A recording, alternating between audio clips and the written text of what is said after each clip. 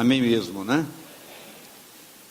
A Bíblia diz que Jesus recebeu um convite e foi participar de uma festa chamada Festa dos Tabernáculos em Jerusalém. E chegando ali, Jesus disse algumas coisas que impactou o povo. No Evangelho de João, no capítulo 7, os versos 14 e 15, diz o seguinte: mas no meio da festa, subiu Jesus ao templo e ensinava. O que é que Jesus fazia? Diga bem claro, ele ensinava. Então nós todos precisamos ser ensinados. E os judeus maravilhavam-se dizendo: como sabe este letras, não as tendo aprendido? Queridos, é preciso que nós entendamos que trabalhar com Deus é trabalhar seguro. Porque quando nós não temos palavras, o Espírito Santo vem e coloca nos nossos lábios o que a pessoa precisa ouvir. Então essa preocupação não precisa existir. Então o povo ficou impactado, diz a palavra que ele ficou impactado, exclamando: como pode esse homem falar coisas tão maravilhosas se ele nem sequer estudou? Sua resposta foi ainda mais impactante. Olha o que ele responde no verso 16. Jesus respondeu e disse-lhes: a minha doutrina não é minha, mas daquele que me enviou. Eu fico apreciando e analisando todos que vêm, todos os leigos agora que estão subindo aqui para falar na primeira fase do Tadel. Eu me lembro do dia que a Terezinha falou, mostrando as experiências que ela viveu, quando ela procurou fazer todo um comando de célula, todo um modelo celular, todo um modelo discipular, dentro do seu entendimento. E como ela sofreu por isso, e como ela experimentou mudanças que a levaram a uma satisfação diferenciada. A irmã Cidéia falando sobre suas experiências, suas motivações, sua construção familiar, tudo isso tem um valor singular. Mas é muito importante que nós entendamos que nós temos um patrão extremamente exigente. Então, Deus, quando nos chama, Deus nos abastece de tudo que é necessário para que a sua vontade seja feita e cumprida rigorosamente.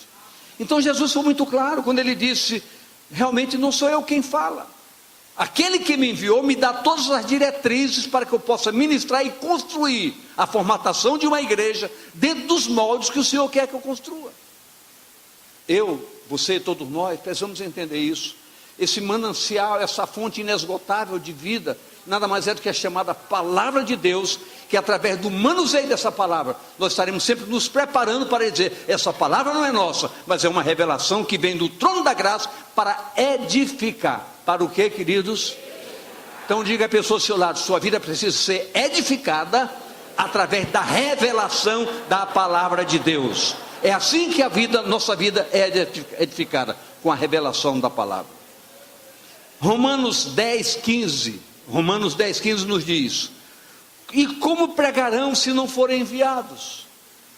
Como está escrito: quão formosos os pés dos que anunciam a paz, dos que anunciam coisas boas, coisas sacadas da fonte, que podem efetivamente nutrir todas as nossas expectativas. Queridos, uma ministração dentro da palavra pode ajudar você a consertar seu relacionamento, pode permitir que o marido não mais saia de casa, que uma esposa mude de atitude. Uma palavra ministrada, vindo da fonte da verdade, ela transforma a vida. Por quê? Porque ela tem um efeito transformador através de uma unção chamada presença viva do Espírito Santo de Deus. Quer dizer, para que nós possamos entender, é possível se ministrar com eloquência? É ou não é? É. É possível se ministrar com um convencimento meramente natural? É. É possível se ministrar com sabedoria convincente? É. Mas há algo diferente. Todavia, o poder transformador, que tipo de poder? Só através da ação do Espírito Santo, que proporciona um alcance do caráter humano. Tudo que nós falamos aqui pode mexer com sentimentos. Usando os artifícios naturais da sabedoria humana, podemos mexer com os sentimentos, podemos ter uma eloquência significativa que pode até alcançar a sua vida, mas alcançar o seu caráter, só a ação sobrenatural, convencedora do chamado Espírito Santo de Deus. Só Ele pode agir transformação radical em nossas vidas, porque ele mexe com o caráter. E o Senhor destaca coisas que são preciosas. Olha que nos diz os versos 17 e 18. Se alguém quiser fazer a vontade dele, a vontade de quem, queridos? A vontade de quem? Dele. Pela mesma doutrina revelada na palavra, conhecerá se ela é de Deus ou se a pessoa está falando de si mesma. Isso significa o entendimento chamado discernimento de espírito. Uma igreja precisa saber discernir o que é de Deus e o que não é de Deus. Muitas pessoas têm se perdido porque seguindo a orientação e conselho de pessoas que se transformam em pseudos profetas para desnortear o caminho da verdade e levar pessoas a desviar-se da verdade. Mas os fundamentos precisam ser conferidos, radicalmente conferidos, com a veracidade da palavra de Deus. Então, o discernimento é uma arma extremamente poderosa para formatar nossas ideias e não permitir que elas sejam trabalhadas por influências de terceiros. A palavra é séria, é desafiadora. É o Senhor, e o Senhor destaca ainda a importância do empenho de cada um de nós em procurar o aprofundamento das coisas do reino de Deus, com um propósito firme de nos assenhorearmos da sua essência, buscando sua palavra com oração, buscando a palavra com oração. A palavra precisa ser orada, precisa ser trabalhada, não é apenas quantitativamente um fundamento que diz, hoje eu já li 3 capítulos, não importa, leia um verso, mas buscando a revelação, que ele vai nutrir suas expectativas e nortear o seu caminhar no caminho da verdade. Isso é tão forte, que a nossa afinidade com a palavra acontece conforme nos diz Marcos, no capítulo 13, no verso 11, que diz assim: quando, pois, vos conduzirem para vos entregarem, não estejais solícitos de antemão pelo que haver de dizer, mas o que vos for dado naquela hora, isso falai, porque não sois vós os que falais, mas o Espírito Santo que fala através de vocês. Agora o Espírito Santo só fala através de quem está com uma vida no altar, uma vida em santidade diante da sua presença. As coisas parecem muitas vezes impossíveis, e eu já ouvi muito fortemente pessoas convictas, pessoas de experiência, pessoas de conceito dizer: é muito difícil viver uma vida de santidade e uma vida de perfeição. Mas eu quero dizer para vocês que, se isso não fosse verdade, Deus, quem? Não diria para eu ouvir, para você ouvir: sede santo como eu sou santo, seja perfeito como eu sou perfeito. Isso pode acontecer, porque se Deus dá ordem, é porque a coisa pode acontecer. A coisa pode acontecer. É preciso que nós entendamos isso. Deus não brinca, Deus é sério. Então nós sabemos que é possível se ter uma vida em santidade, com propósitos, buscando uma perfeição, sim. Não que nós a alcancemos na inteireza, mas podemos caminhar, como Paulo diz: uma coisa eu faço, vou deixando o que não serve para trás, eu vou avançando, eu vou correndo para o alvo, para o prêmio da soberana vocação de Deus, na pessoa bendita do Senhor Jesus Cristo. É possível, e tudo é possível ao que crê.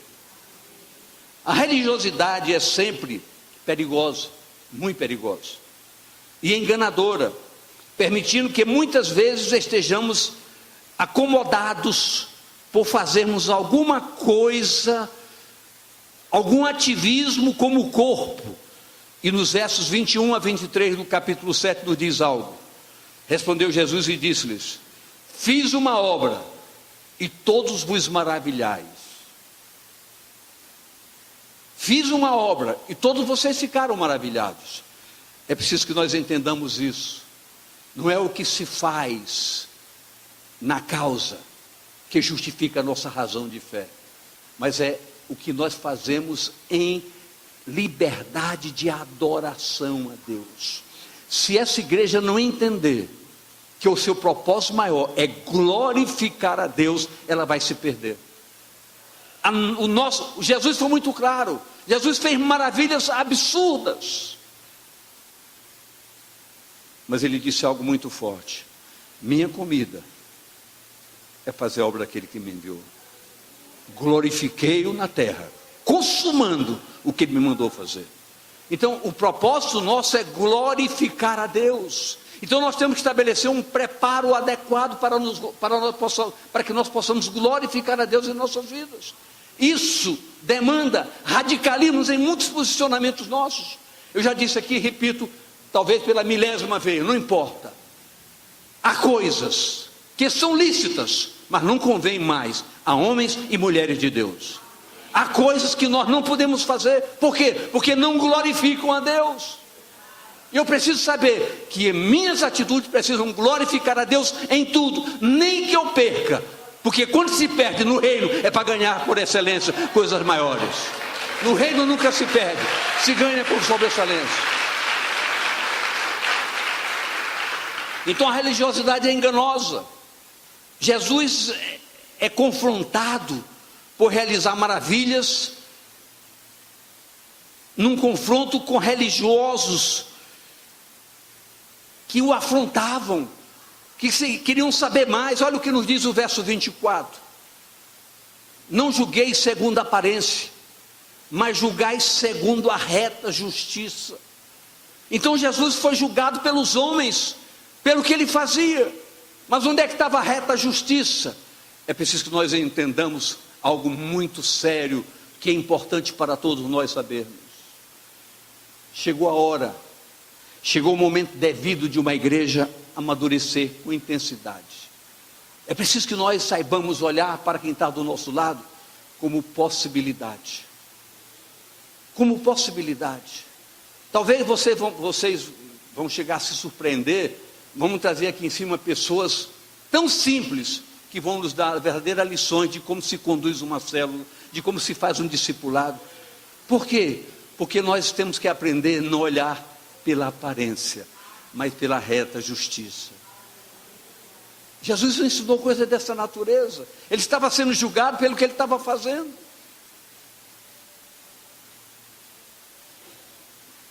Não julgueis segundo a aparência, e sim pela reta justiça. Foi o zelo em abastecer o povo com fundamentos que precisam ser aprofundados para todos nós, os verdadeiros seguidores do Evangelho.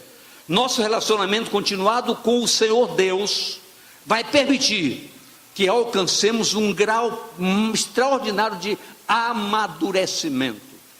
Eu gostaria que você olhasse com muito carinho para a pessoa do seu lado e dissesse a ela: o amadurecimento vai mudar muitas coisas na sua vida. A religiosidade é criminosa. Nós muitas vezes nos tornamos antipáticos, porque encontramos uma pessoa, tem sentido sua falta, ou até brigamos, tem sentido sua falta aqui, porque nós sabemos quão importante é a sua presença aqui. Quão importante é você abrir mão de certas coisas para pagar o preço de estar aqui. Eu estou muito preocupado, entre aspas, com a Copa do Mundo que se aproxima. Eu quero dizer para você, se na escala eu estiver para um dia do jogo do Brasil, pode ter certeza, pode vir que você vai me encontrar aqui. Porque, queridos, tem coisas importantes, mas nada é mais importante do que glorificar a Deus em nossas vidas, independente das circunstâncias. Nada mais é. Nada mais é.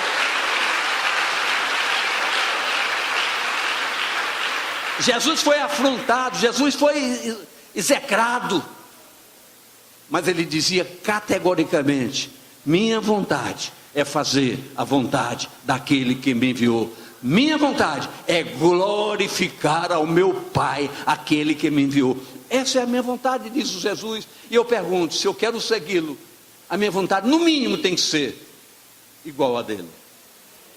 Essa tem que ser a minha vontade. Essa precisa ser a nossa vontade. Um diálogo de excelência. Veja os versos 25 a 29. Um diálogo, escute aí. Então, alguns dos de Jerusalém diziam: não é este o que procuravam matar? E ele aí falando abertamente, nada lhe dizem?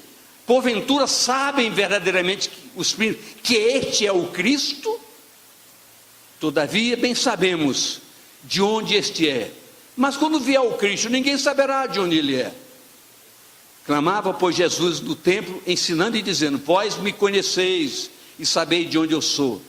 Eu não vim de mim mesmo, mas aquele que me enviou é verdadeiro, o qual vós não conheceis. Mas eu o conheço, porque dele sou e ele me enviou.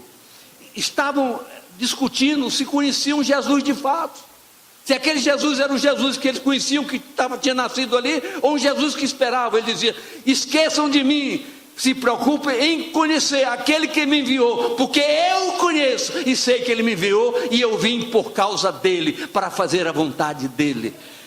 Só eu, disse Jesus, só eu, Jesus Cristo, posso levar vocês à dimensão do Pai. Só eu posso ensinar vocês a conhecer quem me enviou. Então a minha importância não é onde eu nasci, nem de onde eu vim, mas o que eu posso ensinar vocês: conhecer o Deus Todo-Poderoso, que vai mudar a história da vida de vocês. Eu sei porque vim, e sei que me enviou, porque eu o conheço e ele me mandou, e eu vim para fazer a sua vontade e para glorificar o seu nome. Eu posso ouvir amém enquanto eu tomo um copo d'água.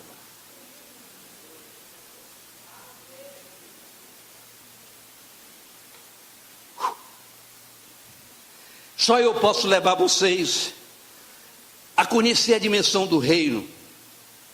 Conceitualmente, você pode saber viver a essência do reino só através da unção do Espírito Santo de Deus.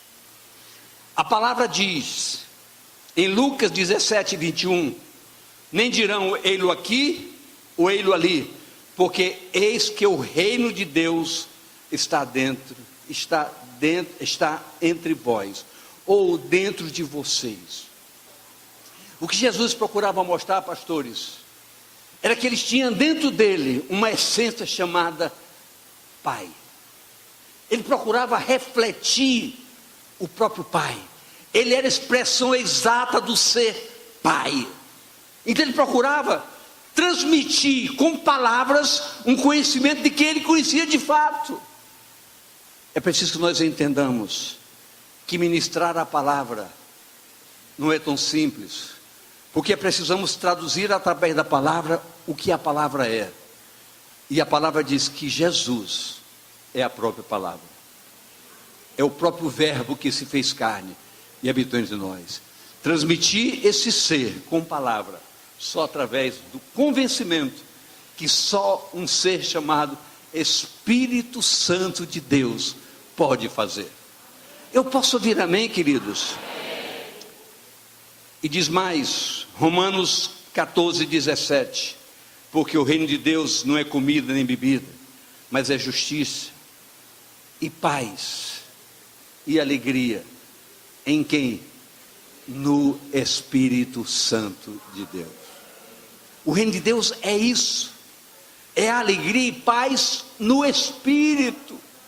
Então é impossível que sem essa unção a gente entenda e a gente dinamize o conhecimento pleno dessa verdade chamada Jesus Cristo. É impossível. Portanto, igreja, a essência do reino de Deus não tem discernimento natural. É algo que vem de Deus via Espírito Santo, sendo loucura para os que se perdem, mas poder de Deus para os salvos. A Bíblia ela faz esses confrontos assim, meio assustadores. Olha o que nos diz lá, 1 Coríntios 1, 18 e 19. Porque a palavra da cruz é loucura para os que perecem, mas para nós que somos salvos, aí está o segredo. Para nós que somos o quê? Isso precisa ter um convencimento muito claro e uma unção viva para poder dizer: eu sou salvo em Cristo. É mesmo que pegar a palavra que nos diz categoricamente que nós somos perfeitos. Eu posso abrir a Bíblia para vocês e mostrar aqui que a Bíblia diz que nós somos perfeitos. Eu vou pedir só um verso que não está aí no script, só para você colocar um verso aí. Coloque Tiago 1,4. Tiago 1,4. Só esse. Tenho, porém, a paciência. Tenha, porém, a paciência, a sua obra perfeita, para que sejais perfeitos e completos, sem faltar em coisa alguma. Ou seja, tenha paciência para construir a perfeição da graça de Deus na sua vida. Queridos, se nós entendermos a dimensão do reino, nós vamos entender coisas muito mais preciosas. Por exemplo, o que nos condena não é o pecado. Eu posso ser o pior pecador, mas não é o pecado que me condena. O que me condena é abrir mão de ter a chance de receber a graça redentora em Cristo Jesus. Porque quando eu recebo Jesus, eu sou isento de todo pecado. Então o pecado não é problema. O problema é a não aceitação plena da graça de Deus em Cristo. Então a palavra diz que nós, nessa paciência, nessa construção objetiva, podemos alcançar a rota da perfeição, do aperfeiçoamento dos santos. Esses fatos provocam reações diferenciadas. Olha o que nos diz o verso 30 do capítulo 7. Verdades espirituais. Procuravam, pois, prendê-lo, mas ninguém lançou mão dele, porque ainda não era chegada a sua hora. Mas qual a razão primeira de não poderem tocar nele?